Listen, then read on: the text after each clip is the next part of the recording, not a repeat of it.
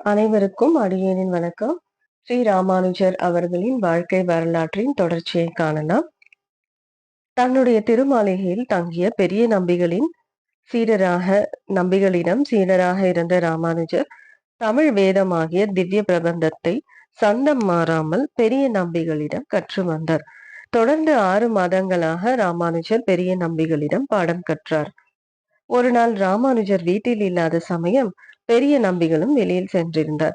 அந்த நேரத்தில் உணவு தயாரிக்கும் பொருட்டு தஞ்சம்மாள் தண்ணீர் கொண்டு வர கிணற்றுக்கு சென்றார். பெரிய நம்பியின் மனைவியும் தண்ணீர் எடுத்து வர கிணற்றுக்கு சென்றார். 2 பேரும் ஒரே நேரத்தில் குடத்தை கட்டி கிணற்றுக்குள் விட்டனர். நீர் நிறந்த குடத்தை நம்பிகளின் மனைவி மேலே இழுக்கும் போது தஞ்சம்மாளின் குடத்தின் மேல் இவரின் குடத்து நீர் தெளித்து விட்டது. இதை பார்த்ததும் தஞ்சம்மாள் மிகவும் சினமடைந்தார். கண் தெரியாமல் குடத்தை கிணற்றிலிருந்து தூக்குகின்றாயே, நான் முகந்த நீர் வீணாகி போய்விட்டதே. என் கணவரின் குருவின் மனைவி என்பதால் நீ உயர்ந்தவள் அல்ல. உன் தந்தையை விட என்னுடைய தந்தை உயர்ந்த குலத்தில் பிறந்தவர். நீ கை தொட்ட தண்ணீரை நான் பயன்படுத்த மாட்டேன். என் கணவர் ஒரு பைத்தியக்காரர். அவரை கட்டி கொண்டதால் என்னுடைய ஆச்சாரம் குறைந்து விட்டது. இதற்கெல்லாம் என் தலையெழுத்து சரியில்லாததான் காரணம் என்று குருவின் மனைவி மனம் புண்படும்படி தஞ்சம்மாள் பேசிவிட்டார். இங்கு நடந்த செயலுக்கு மனம் வருந்தி தஞ்சம்மாளிடம் நம்பிகளின் மனைவியும் மன்னிப்பு கேட்டார். சாந்தமான குணம் கொண்ட நம்பிகளின் மனைவி அவமானம் அடைந்தார்.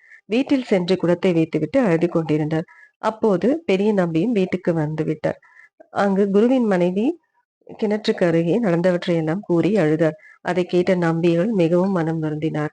ராமானுஜர் அந்த சமயம் வீட்டில் இல்லை. எனவே ராமானுஜரிடம் சொல்லிக் கொள்ளாமலேயே பெரிய நம்பிகள் தன் மனைவியை அழைத்து கொண்டு திருவரங்கத்திற்கு புறப்பட்டு சென்று விட்டார். பெரிய நம்பிகள் திருவரங்கம் சென்ற பின்பும் நடந்த நிகழ்ச்சி என்னவென்று ராமானுஜருக்கு தெரியாமலேயே இருந்தது. தன் குருவிடம் அவர் அபரிமிதமான பக்தி கொண்டிருந்தார். அவர் மூலமே இவருக்கு மன அமைதி கிட்டியது. எனவே தன் குருவை விட மேலானவர் எவரும் இல்லை என்று அவர் நம்பினார். தன்னுடைய குரு உண்ட பின்பு மிஞ்சக்கூடிய எச்சில் உணவையே நாள்தோறும் ராமானுஜர் சாப்பிடுவது வழக்கம். காலையில் எழுந்தவுடன் குருவை வழிபட்ட பின் மற்ற காரியங்களை செய்வார்.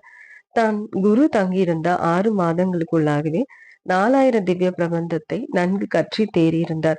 இந்நிலையில் வீட்டில் ஆச்சாரியரை காணாமல் தேடி பார்த்தார் ராமானுஜர். பக்கத்து வீட்டார் மூலம் நடந்த செய்திகளை எல்லாம் கேட்டறிந்தார்.